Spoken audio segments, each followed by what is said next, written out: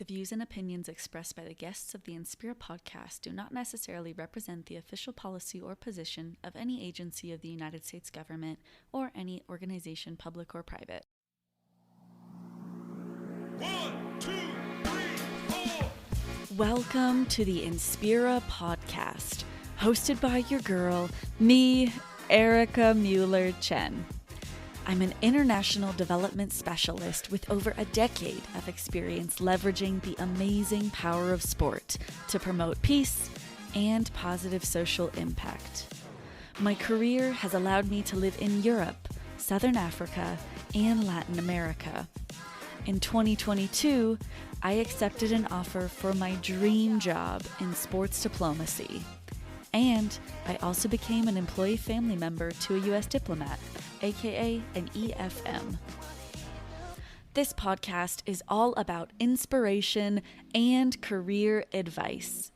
Each episode, I'll interview an inspirational global changemaker working in sport for development, social impact, or the diplomatic service.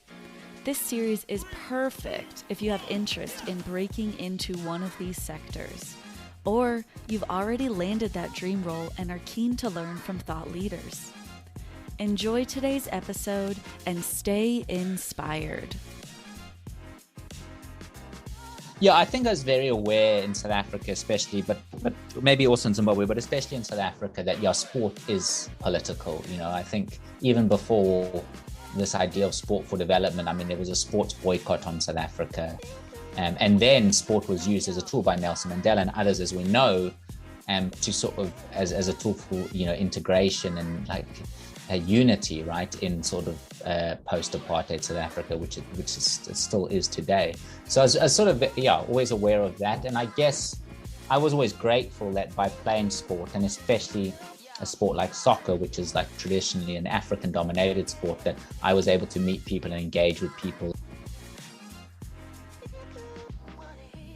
Today we're here with Dr. Ben Saunders. Dr. Ben Saunders is a specialist consultant and thought leader in sport for development and peace. He has extensive practical and theoretical experience with the United Nations, Commonwealth, FIFA, Laureus in designing, delivering, and evaluating policies and programs that use sport to achieve developmental goals, including the Sustainable Developmental Goals, also known as the SDGs.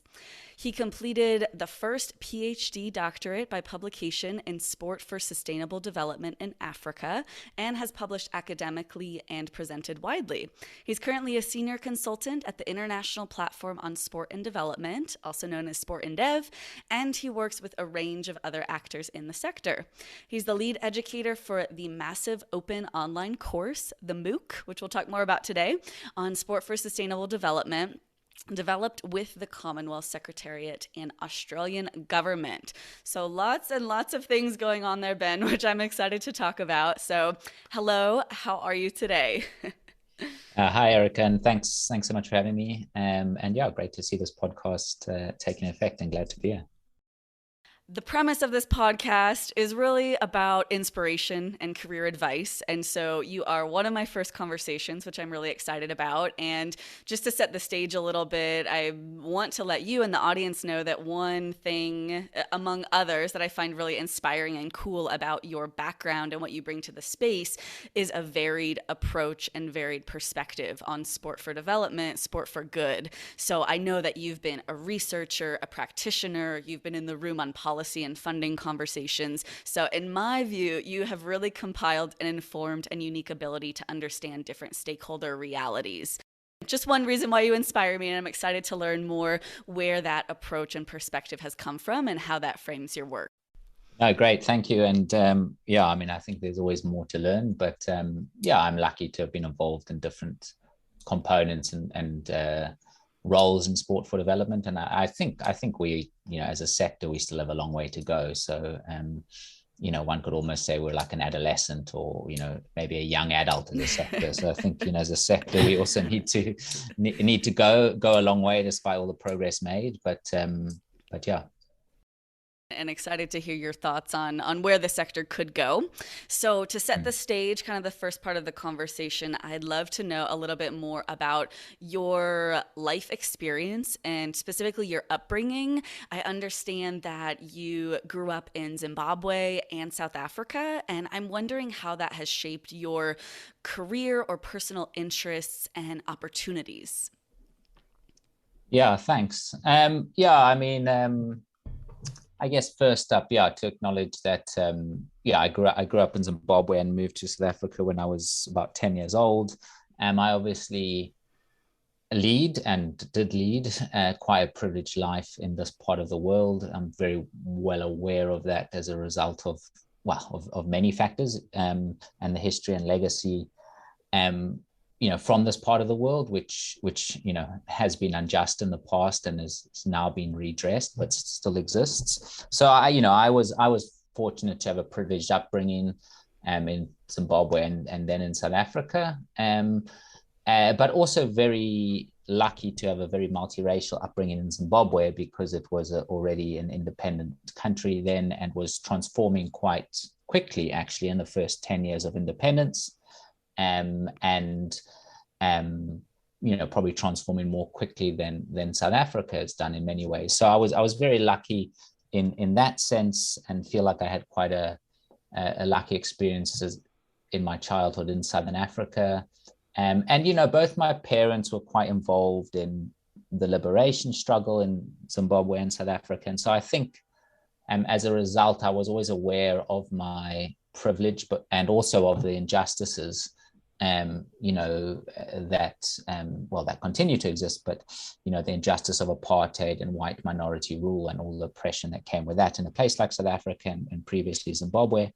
And so I think that sort of imbued me with some sort of social conscience, which inspired me to get involved in development work.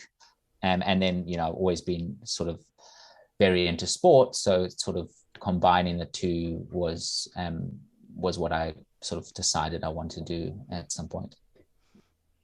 Great. Thank you so much for setting the stage and talking about a little bit where your passion and interest and exposure for whether it's justice or that social conscience you mentioned comes from, because sometimes we can place it right in our upbringing, and other times we're just like, oh, this matters to me. So it sounds like you can do both, which is quite cool. And I'm wondering about if you remember how your interest in sport or sport for development came to be, if you can remember any of those earlier moments in your personal or professional life when you first learned about the existence of sport for development. Take me back to when that happened or how that happened. Yeah, it's a good question. I mean, I was always quite a sort of sporty kid, and I guess like many kids, I wanted to become a professional soccer player, football player, and tried quite hard to do that, and realized I probably wasn't quite good enough. But that was a major theme in my life from sort of my teenage years, really.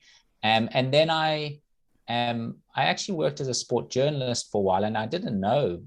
I mean, this is like in around 2000, so over 20 years ago. I didn't know there wasn't really a sport for development field then, but I didn't know about the sort of early emergence of this sport for development and sport for the Millennium Development Goals field. Really at that time until maybe sort of 2008, 2009, when I started to realize that there was a growing momentum and desire to use sport for development. And that really piqued my interest, because I thought, sport can be a wonderful tool, and I love sport, but I also think it can do a lot more to serve society. And so then when I found out that there was sort of a bit of a movement behind this, and the UN had sort of got behind it a bit, and other people were getting behind it, that really piqued my interest to go sort of further and deeper into it.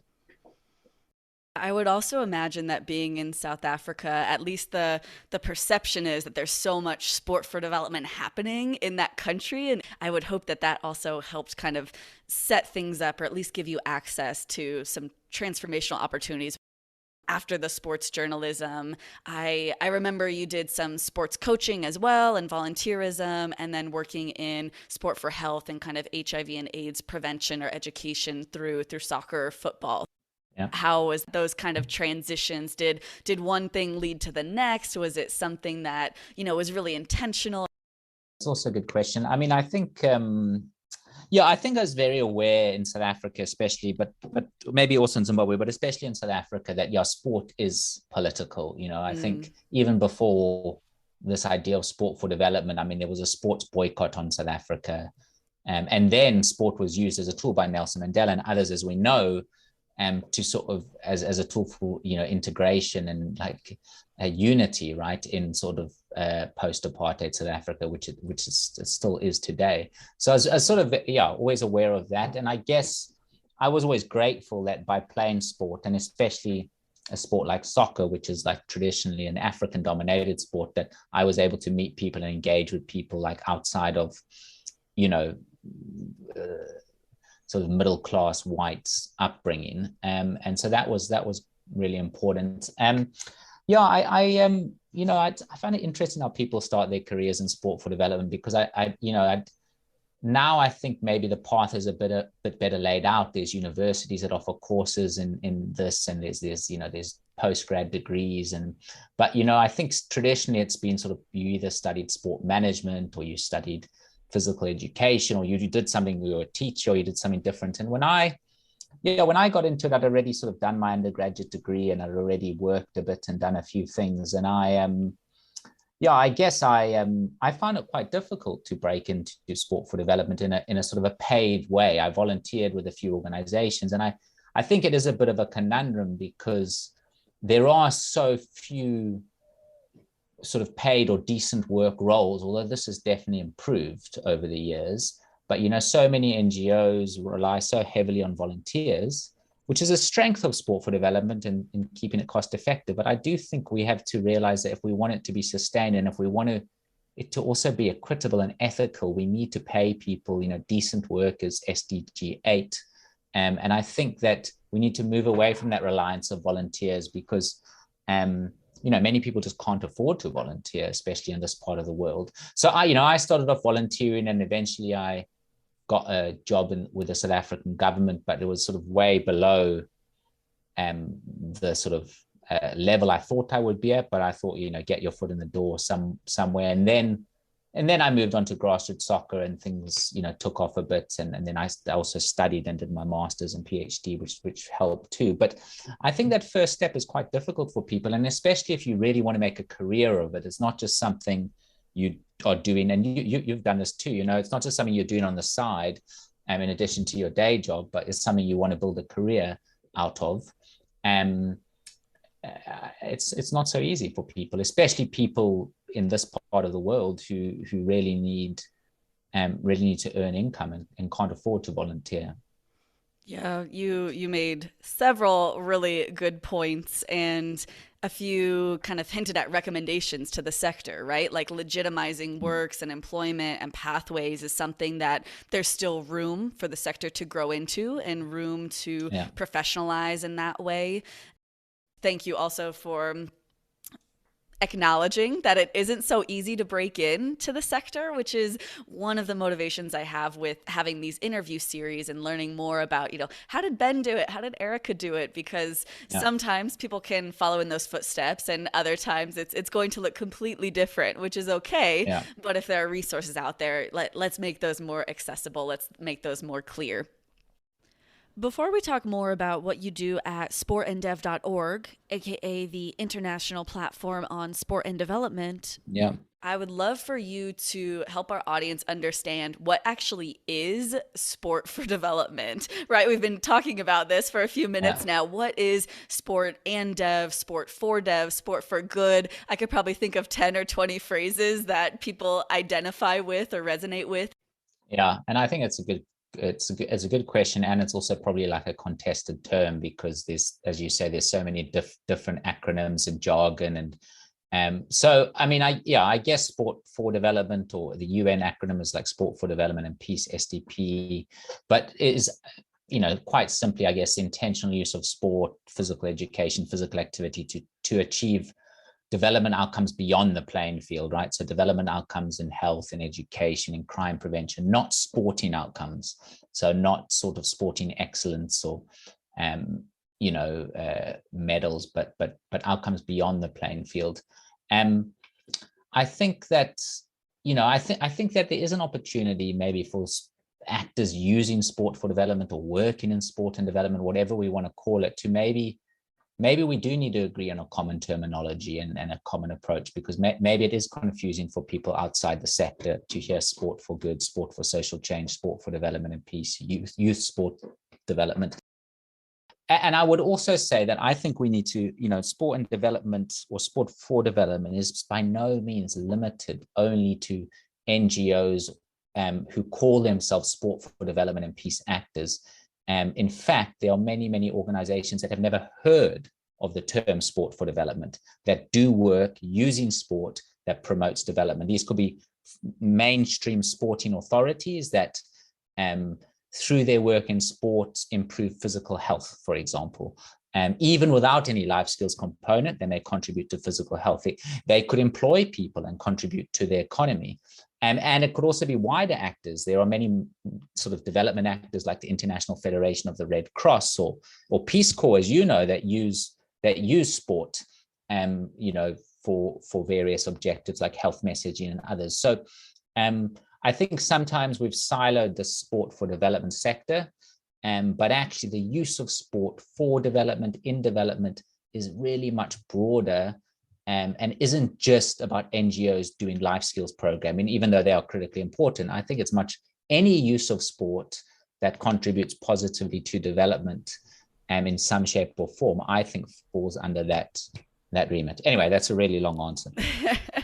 Very robust, very informed. I love it. Thank you. Thank you. And just to drive it home, sport for development and peace refers to the intentional use of sport, physical activity, and play to attain specific developmental and peace objectives.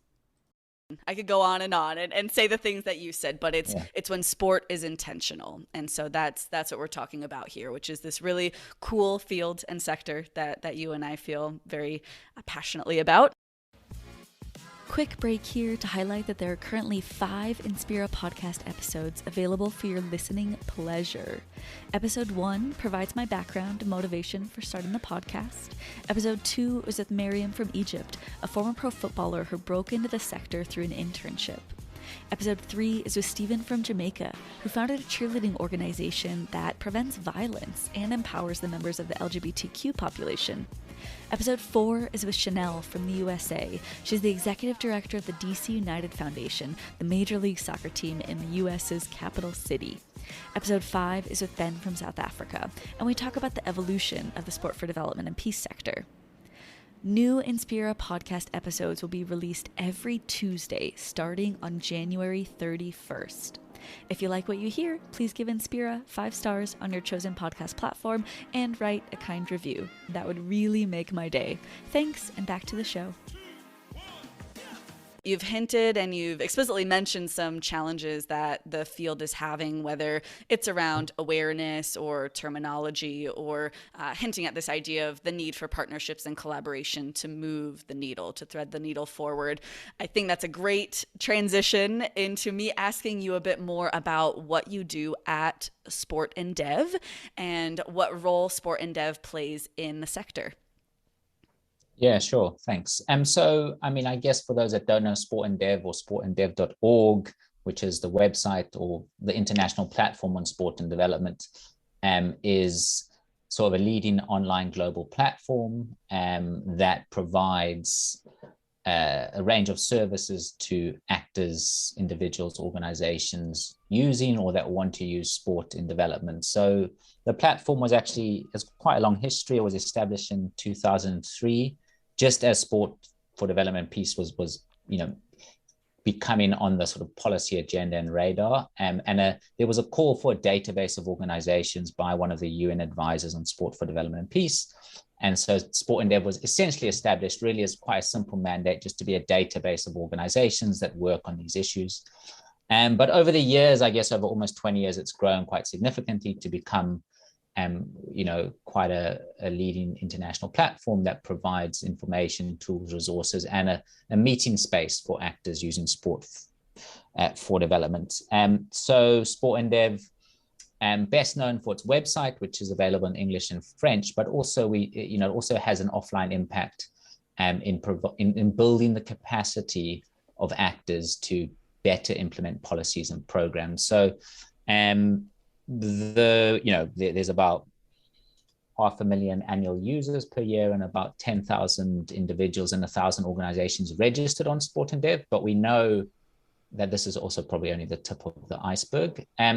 So my role at Sport and Dev, I mean, we're actually quite a small team, really, operating the platform, just a small core team. And I support really, I guess, across the board, but strategy, partnerships, and also sort of business development and fundraising, because it's not always really easy to raise funds for a platform as opposed to sort of direct projects, which I think, again, is a problem and a challenge in sport for development. We need to support direct projects, but we also need to support coordination, collaboration, and capacity building to enable organizations to do better work, to better measure their work, to sustain their work, to scale their work. So I've been working with them for about four years now. And I think one of the key things of Sport and Dev that I admire is just that it's an open access platform. No one pays to use Sport and Dev.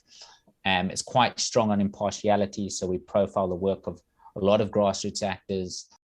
I have two fun facts for you about sportanddev.org in terms of how it impacted my life. One is that I actually learned about a job opportunity, which became one of my early career experiences in the sport for development field because it was posted on the Sport and Dev platform, and I applied and I interviewed and I got it. That's cool. And the second fun fact is that whenever I'm speaking to people interested about the sector that are learning what it is and how to learn more about it, I always mention Sport and Dev. I say, this is the website that you need to know what it is, because there's so much useful information there, whether it's that job platform that I use myself, where different people around the world can post when they have a vacancy, or it's the article section that I know you're heavily involved with in terms of producing stories or information from different parts of the world, as well as promoting events. And I believe there's also a networking feature, or at least a profile feature, where you can sign up and say, okay, my name's Erika M. Chen. I'm living in Mexico right now. I'm interested in this issue or this region, and how sport can promote change in those regards. So just a little endorsement for your work, and a little endorsement for Sport and Dev. It's really, really valuable, and it's played a great, valuable role in my path. So for anyone who doesn't know about it, hopefully they know about it now. Yeah. And there's a few specific initiatives that Sport and Dev have done. You've done some different calls for articles in terms of where the field is, where it's going, amongst other themes, and also the MOOC, the online course. So if you could tell us a little bit more about what you've learned from those initiatives and how people can learn from those initiatives as well. Yeah, sure. And thanks. Yeah, we've had quite a lot of people actually say similar things to what you said about, their first starting their career of Sport and Dev, or finding resources of Sport and Dev. And, it's quite hard to quantify the value of a platform because, a lot of it's just hard to measure. It's not the same as running direct programs. But we do have a lot of evidence that Sport and Dev does transcend the sort of online into the offline impact. I think Sport and Dev's evolved from sort of just starting off as an information sharing, database, to really now focusing a lot more on capacity building, as an example, building the capacity of organizations, individuals to better manage, to better design, to better deliver, and better monitor and evaluate policies, programs, projects using sport for development. And we've seen there's a real need for this sort of capacity building, especially for under-resourced organizations and in under-resourced regions. So with an equity lens as well. And also on that note, also advocating, I think, quite strongly for the role sport can play in development, not does automatically play, but the role sport can play in development. And so we've been doing a lot of work advocating for a fair and more equitable sport and development sector. So on the first piece, you mentioned it, we launched this MOOC, this massive open online course, about 2 years ago, in July 2020. That was quite a few years in the making. And it's sort of the first sort of course of its kind on sport for development. There are other more specific courses on specific sports or methodologies, but this course was designed by Sport and Dev, the Australian government, and the Commonwealth, but also had an academic team, an expert reference group, and a range of people providing input to it. And it was launched 2 years ago, and it's gone really well, and it's really shown that there is a need and demand for this capacity building. So it seeks to build capacity to design, deliver, and monitor and evaluate policies and programs with real practical guidance, for example, on how to align your work to the Sustainable Development Goals, or how to build a theory of change, how to monitor and evaluate your programs, how to fundraise and advocate for your work. We've seen really good results since it's been launched. We've had now over 5,600 learners from 185 countries join. Wow! Congratulations! Yeah, that's thanks. Amazing. Yeah, and it's nice as well, because we've seen it's really been spread. We've got people from Fiji, from South Africa, from Kenya, from a lot of different parts of the world joining. And the course is so far also only available in English. And we're moving ahead with plans to translate the course into other UN official languages, which are French, Spanish, Arabic, Russian, and Chinese, because we recognize that language is a crucial limiting factor in sport and development. Actually, the sector is Anglo-centric, and too many resources are only available in English. So that's the MOOC, and happy to share the links. And it's open, it's free of charge. It's a 4-week course. You get 6 weeks free access to do it on the platform. And then the second thing, linked to this is we have been doing a lot of work at Sport and Dev on this idea of reimagining and reshaping sport and development. So during 2020, we led a campaign on reimagining sport and development, like sort of in the height of the COVID pandemic, and how sport should change to better serve society. We got a huge amount of articles from all 6 continents and recommendations from our community. And then we've sort of tried to keep that momentum going with the idea that, okay, well, we need to move from vision to action, right? From reimagining to reshaping.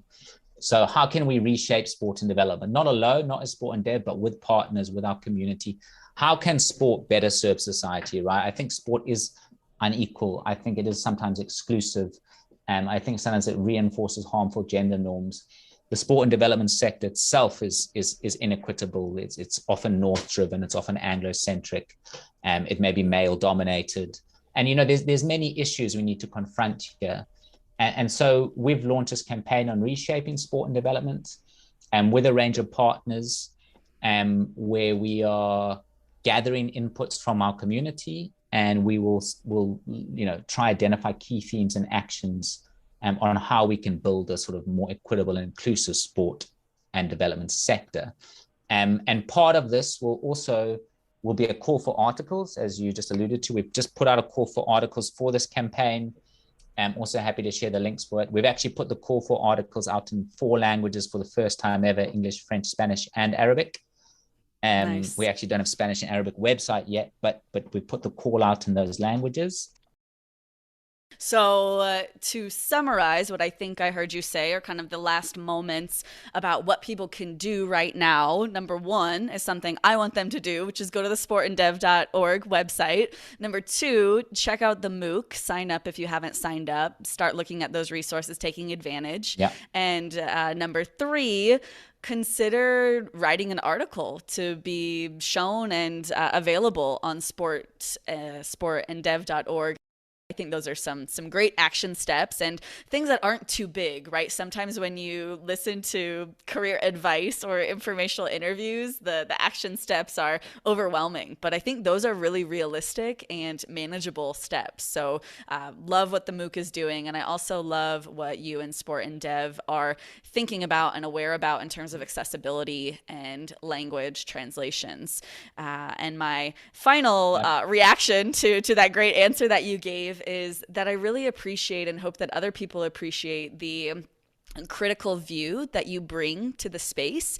The critical in the sense that you, Ben, are able to acknowledge where the sector can improve. Personally, think that's a really healthy view, especially when you can balance it with some optimism and proactivity, which I know you do as well. So you kind of bring those two different mindsets, and I'm guessing that's a lot from the varied experiences that we talked about at the beginning, where you've seen the power of sport and now you're contributing to it, and you've also worked with all these different stakeholders. Thanks, Erika. Yeah, and I think, thanks. And I've I mean, we all learn from other people. My thoughts and what I've learned you've been informed by so many other people I've read or worked with in sport and development, and 20 years ago, I knew very little about this field, and maybe was more even evangelical about sports. But I do think we need to be critical, and we need to be critical not to be cynical and not to break things down, but we need to be critical because we care. I'm critical because I care, because I want it to be better. And that doesn't mean there's not a lot of good. I'm not discounting all the good that's happened, all the progress. There's been a lot of progress, and Sport for Development actors should be congratulated for the progress. And we've come a long way, but it can be better, and it should be better. And I think it must be better. And I think that's why we need to be critical when we think about these things. Thank you. I agree. And on that note, I know you've been involved and witnessed to how the sector has evolved over the years. Could you share with our audience some of your observations about that evolution? Over the last 20 years, I mean, the UN has mainstreamed this issue. It was recognized as part of the MDGs, or contributing to the Millennium Development Goals. Obviously, we know sport's been recognized in the 2030 agenda. And so we've seen a proliferation of actors taking this up, not just UN and intergovernmental governments, private sector. And I think civil society is crucial here, because a lot of civil society actors, often with limited resources, NGOs and grassroots actors, have pioneered a lot of this work on the ground and been innovative, been flexible, been responsive. There's been a lot of wide-ranging policy commitments, but a lot of the real work, I think, has happened at civil society and grassroots level. And I think that's important to acknowledge. I think what is good is that Sport for Development has grown, and it's taken root in a lot of different approaches. So we now see Sport for Development approaches, let's say, being used in, not just health and public health, which was maybe an obvious one, but, in terms of environmental sustainability, crime prevention, youth development, gender equity, and so we see the sector growing, and we see more and more actors maybe becoming aware of it and using these approaches in their work, which is really good. I think we also see an increased focus on really important issues in the sector, like which I referred to earlier, like human rights and equity, whether it's gender equity, racial equity, inclusivity, themes like disability and inclusion, which I think are really important. And governance, I think, and as also, emerged as something really important, the governance of sports organizations and sport and development actors. So, we've come a really, really long way. And what about some challenges? I think that, there are some challenges and some things I think we still need to confront. Maybe we need to get better at explaining what sport and development is. Maybe we need a consistent language, but also I do think we need to be careful of evangelizing sport, because I still hear evangelical notions of sport used, often at very top levels of government and other places. And I think we need to be careful about that. I think if we're more deliberate and targeted about the use of sport, rather than a general sport has the power to change the world approach, I think we're more likely to be successful, but also more likely to show people outside of sport that sport works. And I think maybe for too long, sport for development actors have operated in a bit of a closed chamber. And I think we really need to work not just outside of sport and development, but outside of the sport sector, to show why this approach is valuable, because it is valuable to organizations outside of sport, because the outcomes are not sporting. Wow, Ben, thank you so much for that incredibly thoughtful reflection on the evolution of the sector in terms of progress as well as current opportunities. So for anyone listening, rewind 1 or 2 minutes, listen to that a few more times. I know I will. And on the opportunities front, Ben, you really mentioned 3 key things that I don't actually know if I've heard these enough. Number 1, that push for a consistent language describing the sector. Number 2, let's be realistic and tactful when promoting the sector and perhaps not use an evangelic sport cures all message. And number 3, let's engage people and organizations outside of sport in these efforts.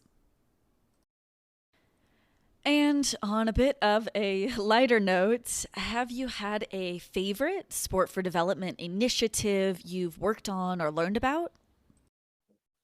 Yeah, there's a lot of great initiatives. I mean, I worked at grassroots soccer for about 4 years, and I mean, we work closely with Peace Corps, as you know probably. And I think grassroots soccer, I mean, it's been I left there about 4 or 5 years ago, but they really did do some amazing work. Really engaged in communities using football to prevent HIV and empower.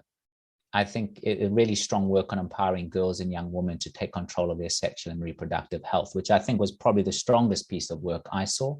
But it was both a rigorous approach in terms of rigorous design, monitoring and evaluation research, but also still fun, engaging, interactive. So it sort of balanced those really well, I think. But there's a lot of really good organizations doing really good work across the world. And I mean, I only know some of them. I think the challenge is we know that some organizations work really well or some projects work really well, but whether these things can be scaled and whether government can scale some of these things, because NGOs can only do so much with external funding. But as a government official once said, like, it's great to have a Rolls-Royce program, but what we need as government is like a mass transit system. We need everybody to be, and I think that's the challenge, because we know some programs work in some places for some people, sometimes well, but like, how do we scale this to making sure everyone at least has access to the benefits of sport and physical activity? What do you think the world can learn from South Africa? And what do you think South Africa can learn from the rest of the world? Yeah, it's a good question. I think that a place like South Africa, and even more broadly the region, does have a lot to sort of offer and teach the rest of the world. I think sometimes we see this flow of information just one way, sort of global north to global south, but actually in sport for development, most projects, at least on the ground, have been run in the global south in places like South Africa. So I think the learnings of actually running a sport for development project or sport policy at national level, and the practicalities and the challenges of running that in a complex political environment, in a complex socioeconomic environment, in the world's most unequal country, which unfortunately South Africa is, those lessons and learnings, I think, are critical and really important for policymakers in the global north, for funding institutions, for various, and for other organizations that run sport for development policies and programs. So I think there is a lot to be learned sort of from this part of the world that should not just inform policy and programming in other parts of the world, but there should be sort of a two-way dialogue. And I think, in terms of what's a place like South Africa, this region can learn from the rest of the world, I mean, I think in a similar vein, we have some good learnings and lessons from this region. But, we can also look at research, policy, and evidence from other parts of the world. I think, often there is robust research, but it hasn't often been done in sort of developing countries or the global south. It's been done in the global north. And those research studies can be useful, although obviously, context is important. But I do think we can learn a lot from, not just from the research and the policy, but also from how other actors are approaching things, not just in the more developed countries, but also in the sort of South-South solidarity. So, what actors are doing in Latin America, for example, and the approaches they're using there to tackle sort of similar issues to organizations here in South Africa.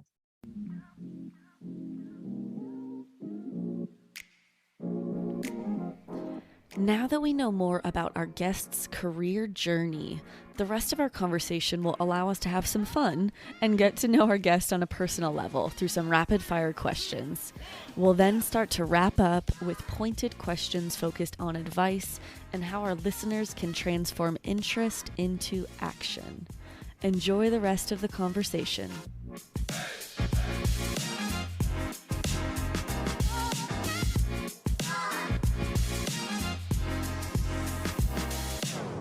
Three words your friends would describe you as. Outgoing, thoughtful, compassionate, maybe. You could say those with confidence. Those are good words. Those are good Thank words. Best athletes from South Africa. People? I mean, can I name people here? Or You may. It might be controversial, but you may name people. I think of people like Ilana Meyer, Caster Semenya, Lucas Radebe, Francois Pina, and I probably think of the big sports, probably like that here, that are soccer, cricket, rugby, the three big sports, netball and athletics as well. Three words that come to mind when I say the great Nelson Mandela. Legend,